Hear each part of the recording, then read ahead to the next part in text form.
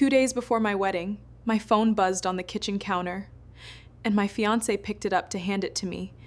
He looked at the screen for exactly 4 seconds before his face changed into something I had never seen on him before. 20 minutes later, he was gone. No goodbye, no fight, just a single text that read, "I can't marry you. I know about Mark. I'm sorry." I didn't know who Mark was to him. I didn't understand what he thought he knew. My name is Josephine, and I met Ethan 4 years ago at a mutual friend's birthday dinner. The kind of night where you don't remember most of the conversations, except the one that mattered. He was quiet at first, the kind of quiet that isn't shy, just careful. Later, I'd learned that carefulness was the whole key to understanding him. But that night, all I noticed was that he listened like every word I said was worth remembering. He asked good questions. He laughed with his whole face. By the end of the night, I'd given him my number without him even having to ask for it, which was very unlike me. Our first real date was 3 weeks later, and it lasted 9 hours. We started at a coffee shop at 11 in the morning and ended up eating dinner at the same table that night because neither of us wanted to leave. Somewhere in those 9 hours, he told me about his childhood. Carefully, the way he told most things about himself, like he was handing me something fragile and watching to see if I'd drop it. He told me his family used to own a house outside the city, a 2-story brick place with a wraparound porch and a maple tree his grandfather planted the year Ethan was born. He told me they lost it when he was 12, that his father's business had failed and the bank had taken it, and that his parents' marriage hadn't survived the year after that. His father moved out. His mother worked 2 jobs. Ethan grew up watching the house he loved most in the world get sold to strangers who repainted the shutters a color he still, at 29 years old, couldn't stand to look at. He told me all of this in a flat, careful voice, like a man giving a weather report. It wasn't until years later that I understood how much that flatness was doing the work of holding something enormous in place. What he didn't tell me that first night, what I only learned much later, in pieces, the way you learn the true shape of someone you love, was that his father hadn't just lost the business. He'd also been having an affair, for over a year, with a woman from his office. Ethan's mother found out 3 months before the house was foreclosed on. So in Ethan's 12-year-old mind, those 2 catastrophes fused into one lesson that never fully left him. The people you trust most can be quietly betraying you the whole time, and you won't find out until everything is already gone. I didn't know that lesson was living inside him like a low hum under everything else. I just knew I loved him, and that loving him meant learning to notice when the flatness in his voice meant something more than what he was saying. We dated for a year before moving in together. 2 years after that, on a Tuesday that started completely ordinary, he got down on one knee in our kitchen, the same kitchen, funnily enough, where 2 years later he would read that text and asked me to marry him.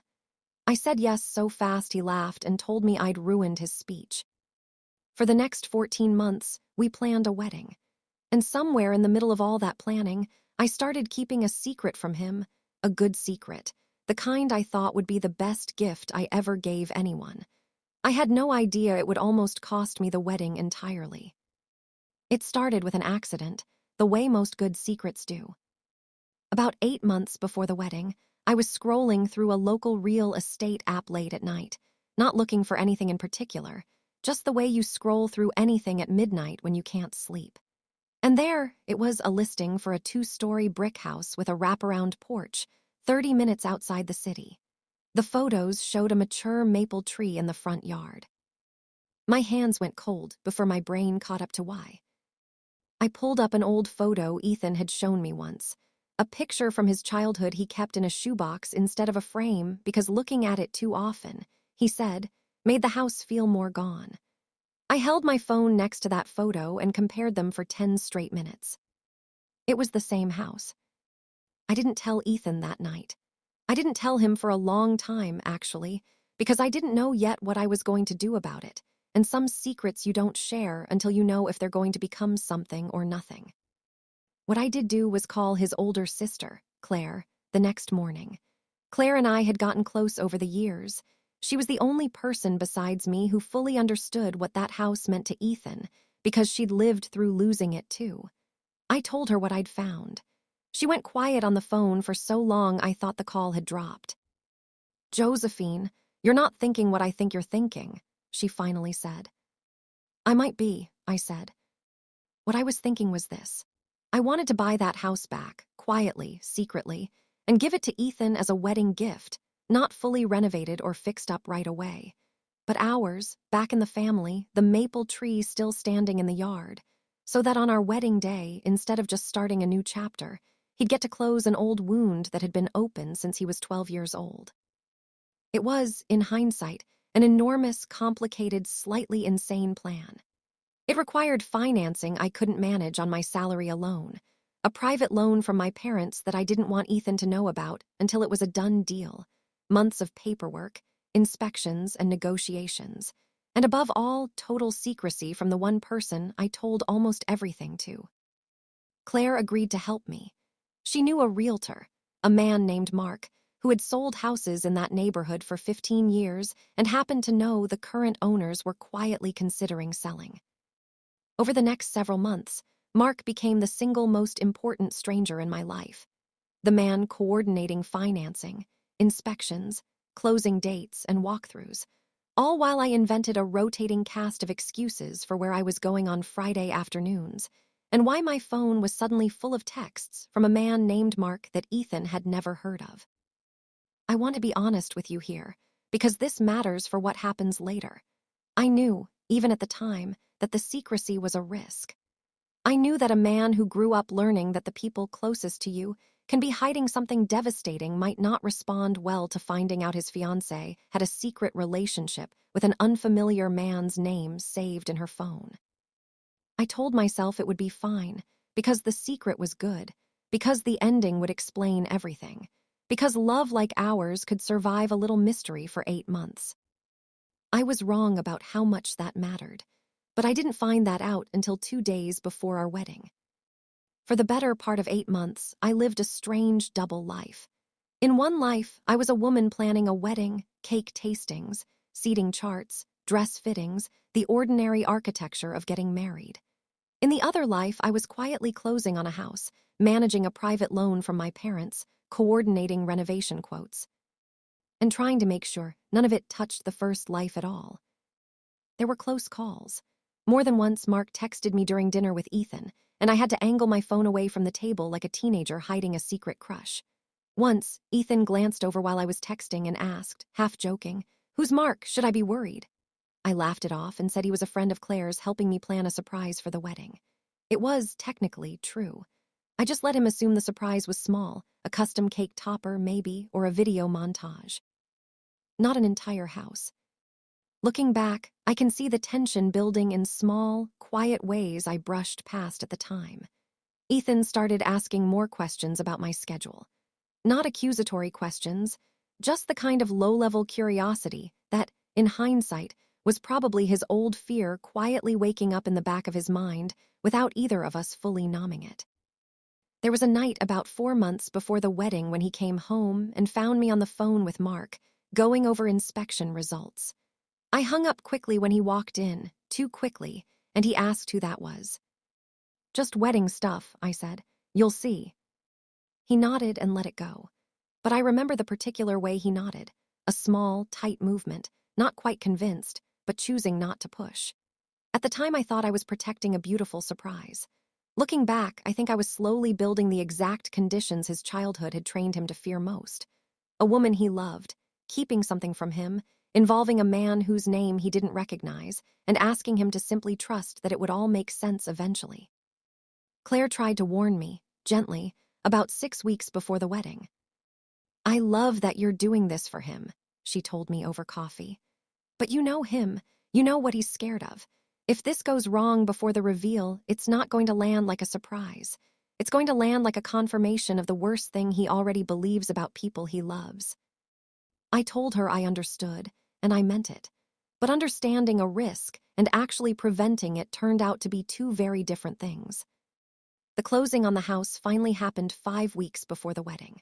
I remember standing in the empty living room with the afternoon light coming through windows that hadn't been washed in years, running my hand along a wall Ethan used to lean against as a kid, according to the old photos, and crying so hard Mark had to ask if I was okay. I told him I was more than okay. I told him this was the best thing I'd ever done. The plan from there was simple on paper. Claire and I would quietly begin light renovations. Nothing structural, just cleaning fresh paint in colors Ethan would actually like, restoring the porch railings over the final weeks before the wedding, so that on our wedding day, after the ceremony, instead of heading straight to the reception, we'd take a quick detour that would lead him to the house, keys already in hand, the deed already in his name alongside mine. What I did not plan for was a text message arriving at the exact wrong moment, read by the exact wrong person, 2 days before all of it was supposed to come together. I had no idea that in 48 hours, the most loving thing I had ever done for someone was about to look, to him, like the cruelest. 2 days before the wedding, Mark texted me to confirm a final walkthrough before closing renovations wrapped, the last chance to fix anything before the big reveal.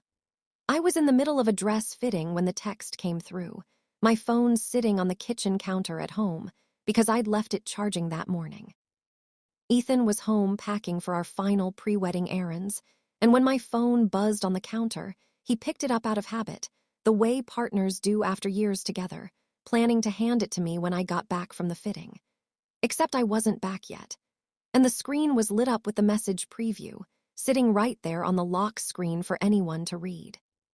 The text from Mark said, "Need you Friday afternoon alone before he sees any of it.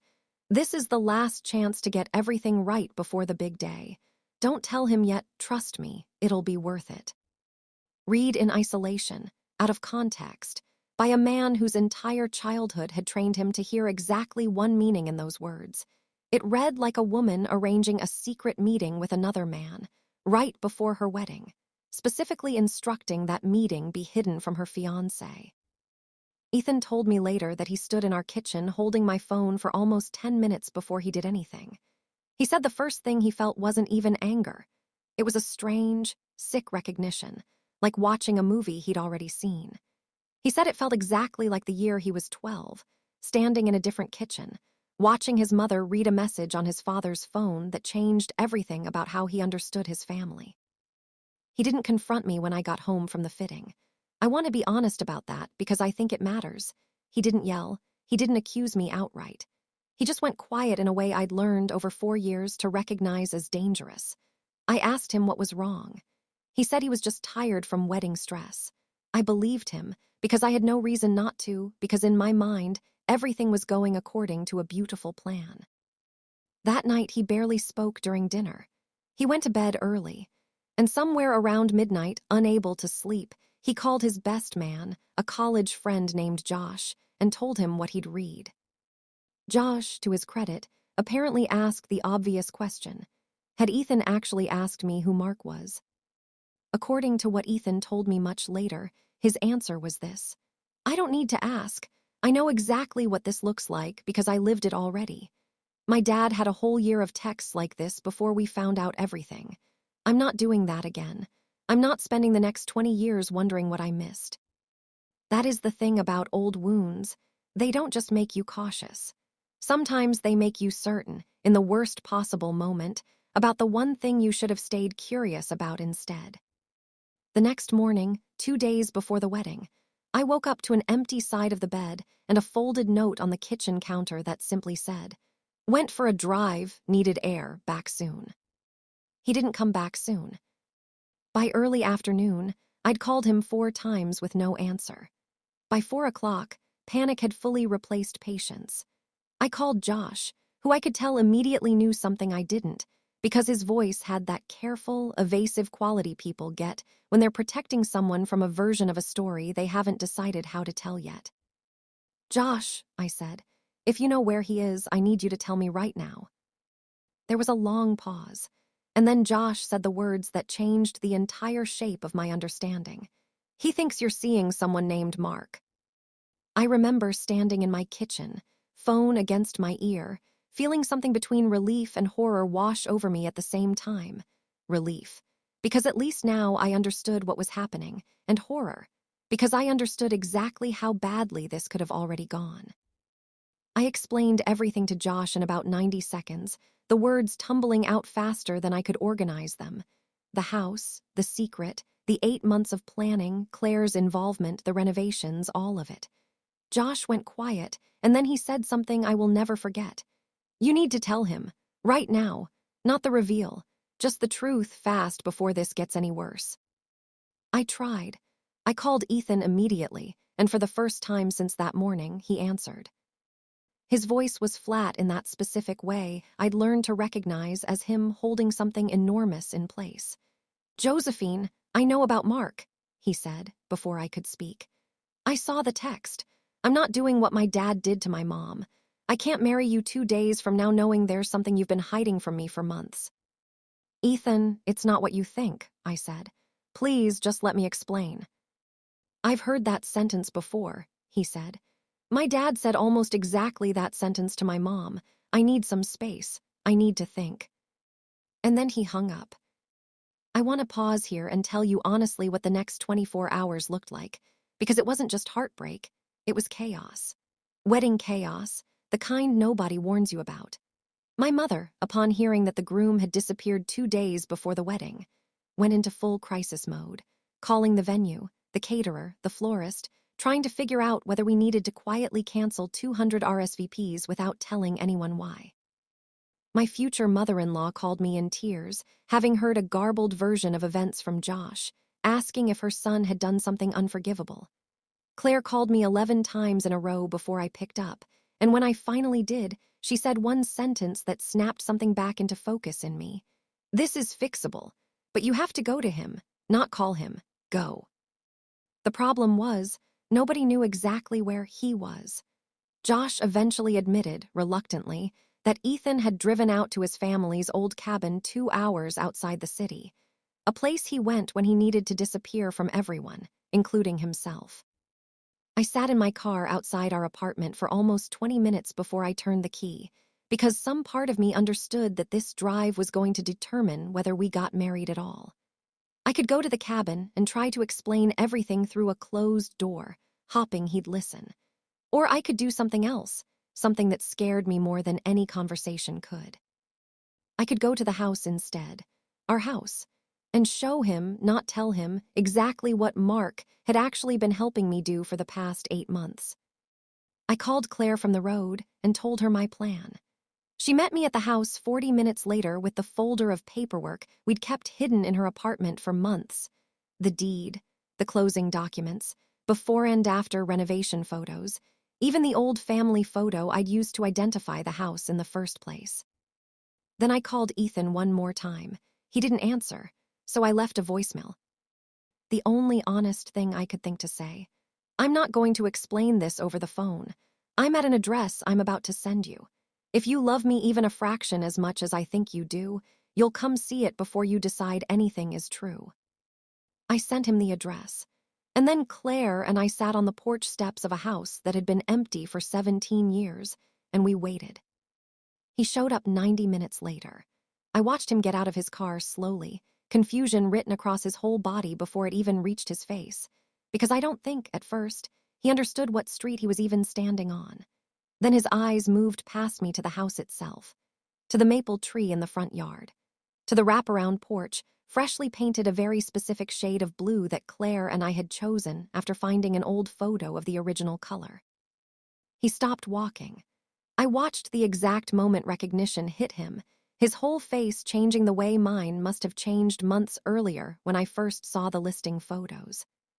"What is this?" he said. It wasn't really a question. I stood up, my hands shaking almost as badly as his had the day he proposed, and I told him everything. I told him about the night I found the listing. I told him about Claire, about Mark, about 8 months of closings and inspections, and a rotating cast of excuses. I told him the text he'd seen, the one that had sent him running to a cabin 2 hours away, was Mark confirming the final walkthrough before renovations wrapped, timed specifically so that the house would be ready before our wedding day. I told him, "Don't tell him yet, trust me, It'll be worth it hadn't been about hiding an affair. It had been about hiding a gift. I handed him the folder. He opened it with hands that weren't fully steady, and I watched him go through it page by page. The deed with both our names on it, the before and after photos, the loan paperwork from my parents, a printed copy of the original listing photo next to his own childhood picture of the same house, the two images almost perfectly aligned. He didn't say anything for a long time, long enough that I genuinely didn't know which direction this was going to break. When he finally spoke, his voice was rougher than I'd ever heard it. "I thought I was protecting myself," he said. "I thought I was finally being smart about the thing that happened to my parents. And instead, I just did to you exactly what I swore I'd never let happen to me. I decided I already knew the story before I asked a single real question." I told him I understood why he jumped to that conclusion. I told him I should have told him the truth the moment there was any risk of this exact misunderstanding, instead of protecting a surprise at the cost of his trust. I told him I was sorry for the 8 months of small lies, even the loving ones, because I finally understood what Claire had warned me about, that a surprise built on secrecy can land exactly like a confirmation of someone's deepest fear if the timing goes wrong. He sat down on the porch steps, right where I'd been sitting an hour earlier, and put his head in his hands. "I ran," he said. "2 days before our wedding, the first hard thing that looked even a little like what happened to my parents, and I just ran. I didn't ask. I didn't trust you enough to ask." I sat down next to him. "You've spent your whole life bracing for this exact moment," I said. "The moment where someone you love turns out to be hiding something. I don't think that fear just disappears because we love each other. I think we have to actually build something that proves it wrong, on purpose, over and over for the rest of our lives." He looked up at the house, really looked at it. The maple tree, the porch, the front door that used to be his front door, and something in his face broke open in a different way than it had when he first recognized the street. "Josephine, you bought back my childhood," he said, "and I almost threw away our wedding because I couldn't imagine you doing something that good for me without it secretly being something bad." We didn't get married on the porch that day, though for about 10 minutes we genuinely considered it. Instead, Ethan called Josh, apologized for the last 24 hours of chaos he'd caused, and asked him to help make sure everyone, the caterer, the florist, both mothers currently in various stages of crisis, knew the wedding was back on. 2 days later, we got married exactly as planned, in front of 200 people who mostly never learned how close it had come to not happening at all. But we changed one thing about the day. Instead of heading straight to the reception after the ceremony, we asked our closest family, just parents and Claire and Josh, to follow our car on a short, unexplained detour. I will never forget the sound Ethan's mother made when she realized what street we'd turned onto. Or the way Ethan's father, who hadn't been invited to the wedding at all after everything that happened years earlier, wasn't there to see it. But Ethan told me afterward that some part of him finally let go of needing his father to see it, because the house wasn't about proving anything to the man who left. It was about the family that stayed. We stood in the front yard, still in our wedding clothes, and Ethan put his hand flat against the trunk of the maple tree. His grandfather planted the year he was born, and he cried in a way I had never once seen him cry in 4 years of loving him. It's been 2 years since that day. The house isn't fully renovated yet. We're doing it slowly, room by room, the way you're supposed to do things that matter. But the porch is finished. The blue paint has held up through 2 winters. And some evenings, we sit out there together, and Ethan tells me, unprompted now, when an old fear is creeping up in the back of his mind, instead of letting it quietly run the show the way it almost did 2 days before our wedding. That, it turns out, was the real gift, not the house itself. The fact that we both learned, the hard way, that love isn't just about keeping good secrets or surviving bad misunderstandings. It's about choosing, every single day, to ask the real question instead of assuming you already know the answer.